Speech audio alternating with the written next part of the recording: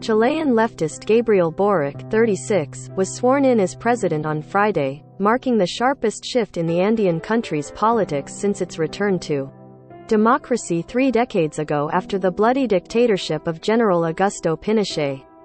At the Congress building in the port city of Valparaiso, Boric, a tattooed former protest leader and lawmaker, took the presidential sash from outgoing billionaire President Sebastián Piñera, making him the country's youngest ever elected leader. "Before the Chilean people, I make my pledge," said Boric, who in a sign of changing times wore a shirt and jacket but no tie, unheard of for male presidents in straight-laced Chile. Boric's rise has sparked hope among progressives in Chile, long a conservative bastion of free markets and fiscal prudence in volatile South America, but has also stoked fear that decades of economic stability could come undone.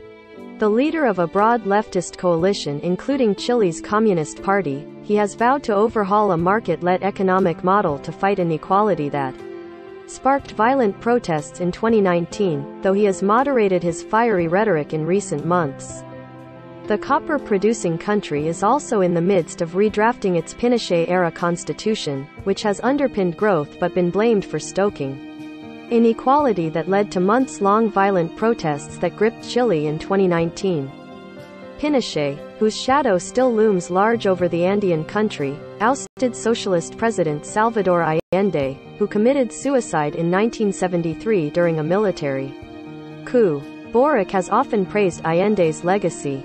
"He reminds me of Allende, but I hope it has a happier ending," said Marigan Vargas, 62, who traveled all night to be at Boric's inauguration outside Congress.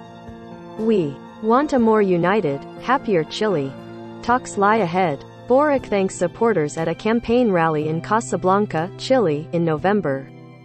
Boric faces a raft of challenges from an economic slowdown, high inflation and a split legislature that will test his deal-making abilities to push through reforms in healthcare and pensions while toughening environmental regulation.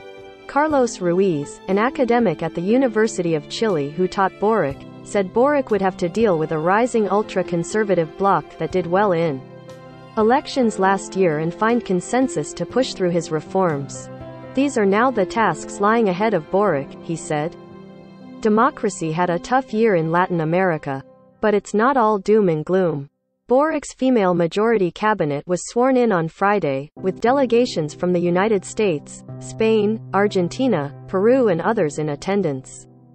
Among a sea of suits and military garb, a part of the Senate was filled with representatives of Chile's various indigenous communities in traditional attire.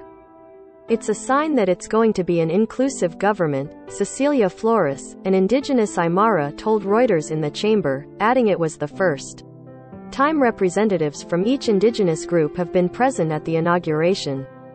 "It's going to be a government that will make the social changes the people of Chile have been fighting for, especially indigenous groups." High hopes may quickly butt up against a divided electorate and legislature, split down the middle between the right and left. Bubbling issues of crime, immigration and indigenous rights mean Boric's government also has a full in tray.